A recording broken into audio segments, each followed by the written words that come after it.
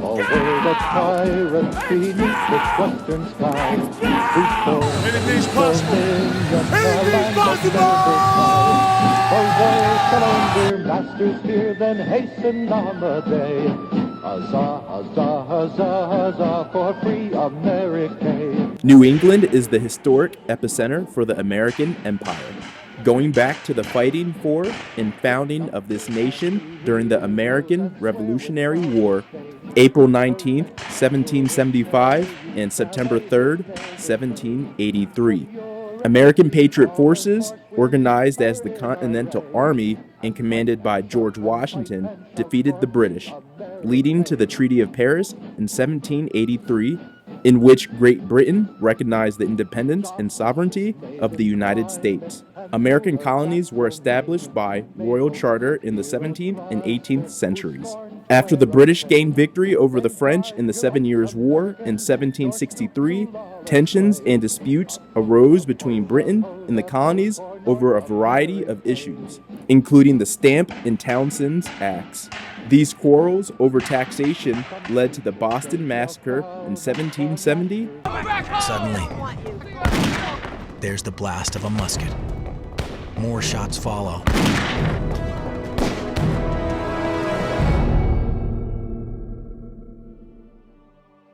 In the Boston Tea Party in 1773.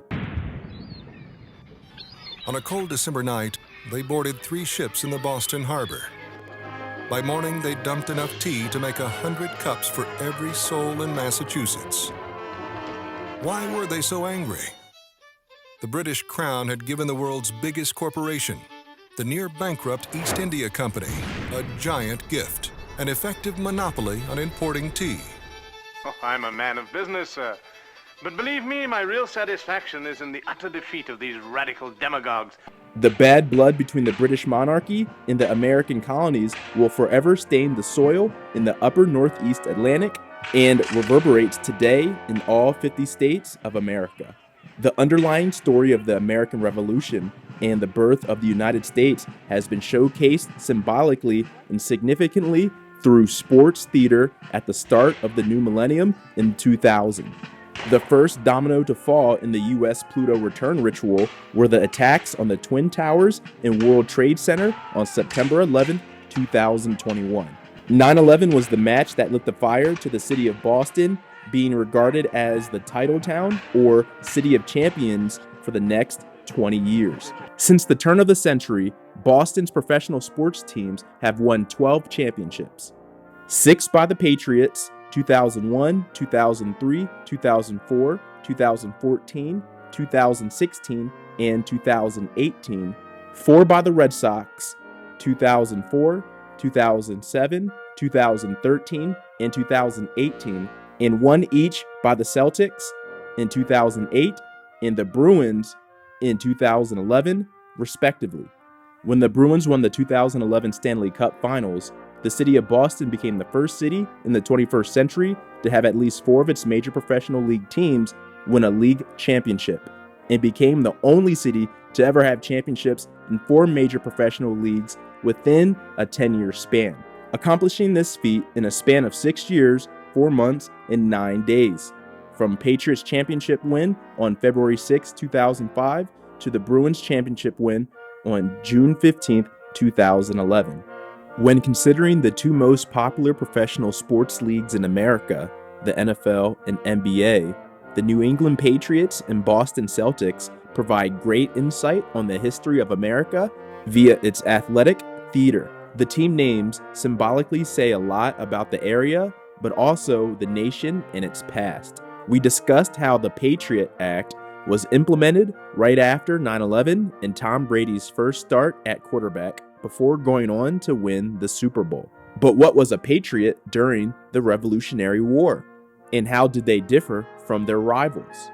Patriots, also known as Whigs, were the colonists who rebelled against British monarchical control. Vinatieri and making some great kicks against the Raiders. 2 of the greatest kicks that I've ever seen in my life.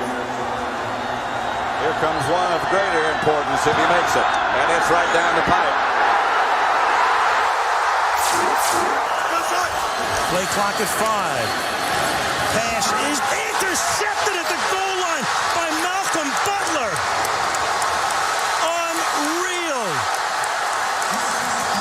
Malcolm Butler, who almost made the phenomenal play that wound up in Percy's arms. There are flags on the field for a celebration. Amazing. Their rebellion was based on the social and political philosophy of republicanism, which rejected the ideas of a monarchy and aristocracy, essentially inherited power. Instead, the philosophy favored liberty and unalienable individual rights as its core values. Republicanism would form the intellectual basis of such core American documents as the Declaration of Independence, the U.S. Constitution, and the Bill of Rights. The majority of Patriots were found in the revolutionary hotbed town of Boston. When looking at the Celtics and their heritage, the Irish come to mind.